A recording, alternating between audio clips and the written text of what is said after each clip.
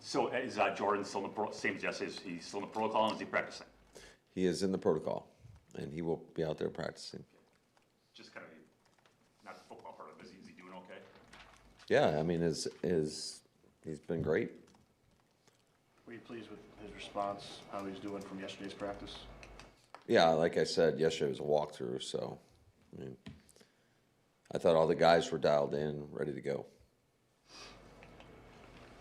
They're really big in their D line. Just how challenging is it to run against those guys? Yeah, they're massive, and they do a great job of staying square, playing blocks, tough to move. I think they're physical on the perimeter, on their edges. Obviously, their backers are very physical too, and you see it with their secondary. So it's one of the more physical defenses out there. I think they are a big time challenge to run the football against. Running game wise, what did you do so well against Chicago? Emmanuel had a series of pretty effective runs. Yeah, I thought our guys were, coming off the ball. That's where it always starts, and trying to get everybody, on their landmarks, on their aiming points, and the backs got to press those blocks and read it one gap at a time, and that's what we were doing. And I know the other day you said the protocol, obviously, there's steps to it, it takes a few days. Do you know, at what point you will know, or could it go right up till game day? I would anticipate knowing prior to game day, but who knows? I mean, I really don't know. So to answer your question, I'm going to retract what I said and say that, especially when you're talking about, I don't even like to say the C word, but Why are you looking at me? but it's just a very delicate issue. You know what I'm saying? In terms of, I mean, we've seen it with certain guys. They come in, they feel great one day, and then the next day they don't. So it kind of is a little bit of a moving target. When you were talking about Malik's footwork yesterday, what exactly needed refinement when he first got here, and how much better is it now? I would just say the consistency at which and the rhythm and the timing, and I just really dialing in on. Now everybody teaches quarterback footwork a little bit differently, and I'm not saying that ours is better than others by any stretch, but I just think whatever you believe in, and I do think every quarterback's unique to themselves, and you got to try to find what works best for each individual.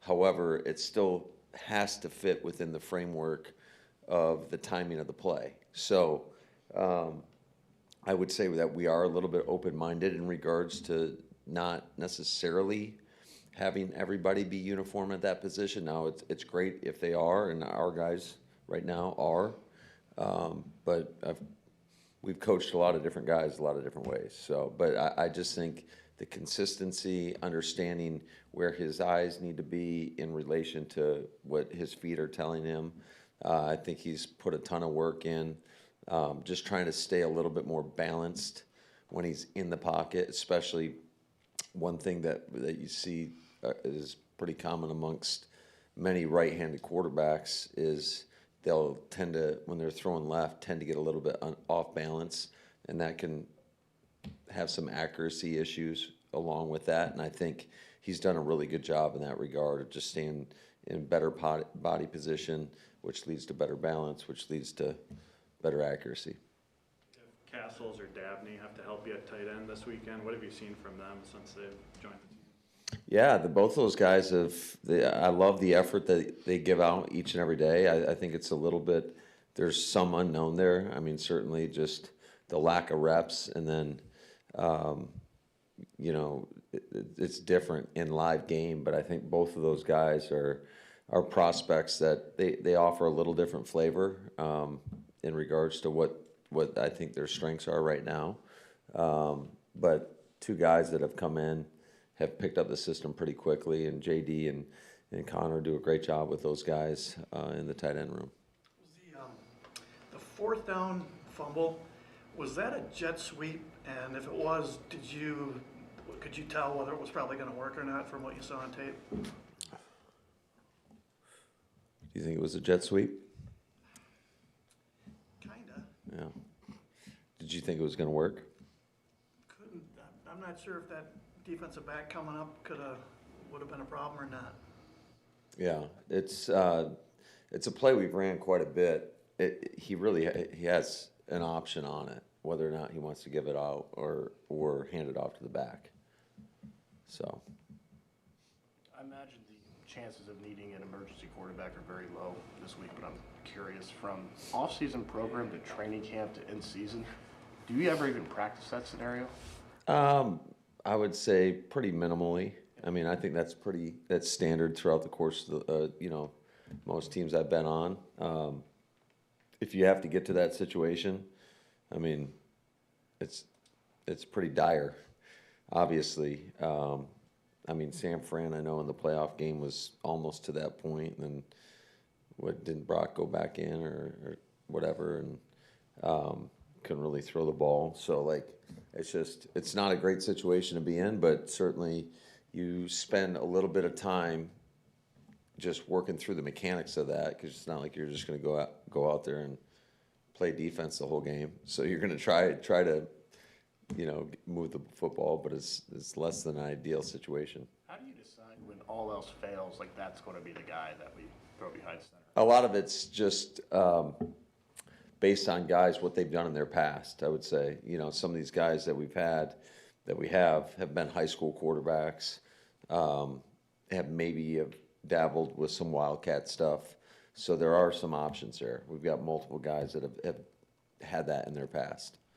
Will you guys elevate Clayton even if you have both Jordan and Malik, or do you not think you'd need it if you have them both? Well, potentially. But the only way you can do that, to my understanding, is he's got to be on the 53.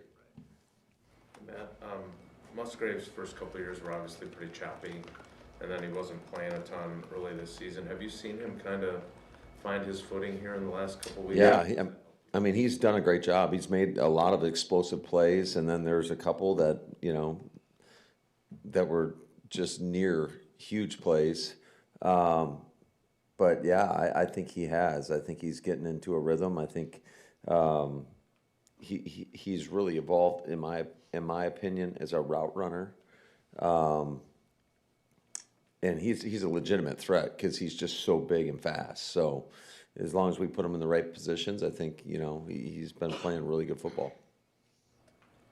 Did you get to see Micah today? Is he back in the building? From my understanding, he'll be here this evening. Now, we talk about corners all the time having to have a short memory. You've known Keyshawn for a while now. How do you think he bounces back from the way Saturday night played out? He's as tough as they come. He's a resilient dude. He's a competitive dude, and I mean that's life in the National Football League. There's going to be some good and some moments that you'd like to have back, but it is what it is. And I know one thing you can always count on from Keyshawn, he's going to go compete. How do you handle a guy like Hamilton who kind of lines up everywhere? I'm not asking for your game plan against him, but I mean, he's obviously a guy who can line up here and there. Yeah, he does a good job. I mean, he's safety, nickel, dime, blitzes, like in the A gaps. He's all over the place. He's an animal. I just know when we practiced against him a couple years ago, or last year, I should say. I was really impressed. That was the first real exposure I've had to him. You can tell he's super aware, a really smart player, and then he's so big and moves so darn well that he's a real problem. He is a problem. He's, I think, a big reason. Their defenses. I know it didn't start off that great, but it's been pretty solid the last half of the season. So, and he's a big part of that. It's a weird week with the quarterback situations on both sides. I know you said that you won't know for sure with Jordan until later in the week. Yesterday you said that the Ravens run their stuff no matter who. But in terms of planning right now, how good is your sense of what's going to be out there for both sides? I would say not good, but you just deal with it. Is that kind of a rare scenario for you? Is that I think so, yeah. But it's the situation, so you just prepare the best you can and try to lay out a great plan for whoever's out there and go play. What does Christmas Eve and Christmas look like for the ball coach? What day is it in my world? Exactly, It that's is, This is Thursday. yeah, it's Thursday. It's Thursday. It looks like a normal Thursday. Now, tomorrow will be, we'll have a different schedule tomorrow. Allow the guys, especially the guys, I would say it's probably more for our staff members that have young children. We give them the morning to spend time with their families. And then we'll bring the guys in. I think 11 o'clock is when we're gonna start our meetings. And we'll have a condensed day, but we're still gonna go out and practice. So if you'd like to come in tomorrow, we'd love to have you. I'd love to see you guys. I don't know, you gotta get that from Walters. You will be? All right. So we're still gonna do that. We're still gonna treat it like a Friday. Like I said, it's modified. But I think it's important for really all these guys. I'm sure a lot of our players and have family in town, and to spend some quality time with their family is a good thing. Do you How like, about you? I'm sure we'll be getting up early in my house and opening presents, and about the minute we're done doing that, we'll be back at the office. So I don't think my wife thought I was a good boy this year, so I don't think she got me anything. I was on the naughty list.